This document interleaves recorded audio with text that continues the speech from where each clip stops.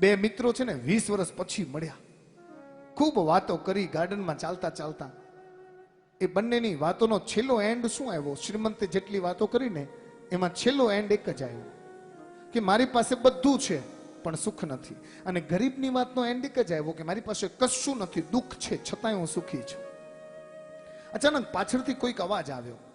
બંને જણાએ પાછળ વળીને જોયું તો શ્રીમંત મિત્રને 5 રૂપિયાના સિક્કાનો ખડખડતો અવાજ આવ્યો. નીચે પડ્યો એટલે એણે સિક્કો લઈ લીધો.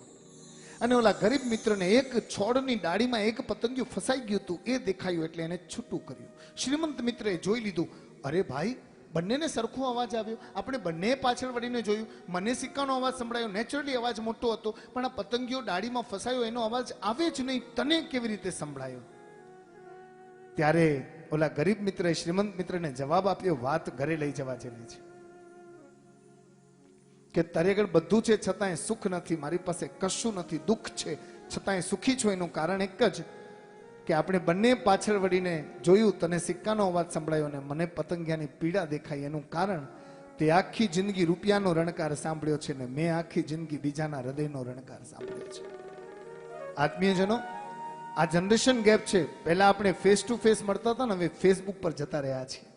અને આપણે એકબીજાને મળીને પૂછતા કેમ છો, આપણે વોટ્સઅપ પર અટકી ગયા છે. આપણે કોઈ પણ જગ્યાએ 5 મિનિટ બેસશું ને તો એ મોબાઈલ નથી છોડી શકતા. બોલો, એ આપણે ગ્રેટ છીએ એ નથી બતાવતું, પણ આપણે આપણા કિંમતી સમયને એક નાનકડા યંત્રને સોંપી દીધું છે.